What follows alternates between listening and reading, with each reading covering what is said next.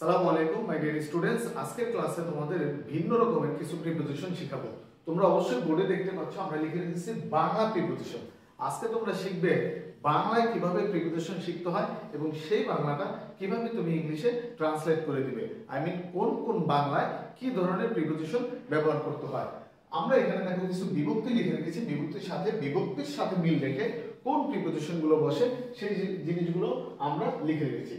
দেখো কর্তায় যখন প্রথমা হয় তখন এটা জিরো প্রিপোজিশন, আই মিন কোনো প্রিপোজিশন থাকবে না। एग्जांपल হিসেবে দেখো লেখা আছে যে রবিউল ইজ আ বয় অথবা ধরো ইজ আ ডক্টর, এরকম ভাবে যে এগুলো থাকে এটাকে বলা হয় জিরো প্রিপোজিশন।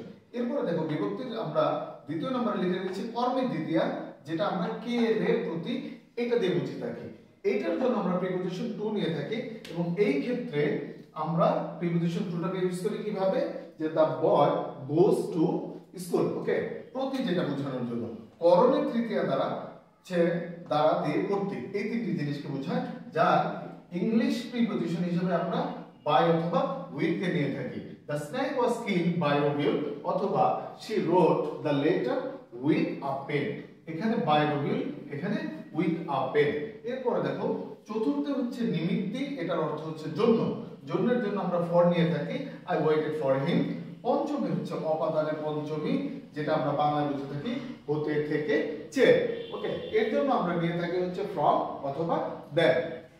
দেখো the apple fell from the tree অথবা he will not take less then 10 টাকা। ওকে, এরপরে দেখো 6 নম্বরে আমাদের আছে যে সম্বন্ধের ষষ্ঠী, যেটা র বা এর দিয়ে বুঝি, এটার ইংরেজি নেই হচ্ছে আমরা অফ দিয়ে, এবং this is the book of Rabiul. Okay, this is the book of Rabiul, যেটা আমরা র বা এর দ্বারা বুঝে থাকি। এবং লাস্ট এন্ড ফাইনাল যেটা আছে সেটা হচ্ছে অধিকরণ। আমরা সবাই জানি অধিকরণ বলতে এ অতে আমি কোনো জায়গাকে বোঝায়, কোনো জায়গার অবস্থাকে বোঝায়। সেই ক্ষেত্রে আমরা প্রিপোজিশন নিয়ে থাকি হচ্ছে ইন অথবা এট। যেমন আছে হি লিভস ইন ঢাকা অথবা I live at Mirpur. Okay, so আজকে থেকে তোমরা বাংলার বিভক্তি নিয়ে এবং ইংরেজি প্রিপোজিশন নিয়ে আর কোনো সমস্যা থাকবে না ইনশাআল্লাহ। থ্যাংক ইউ, আসসালামু আলাইকুম।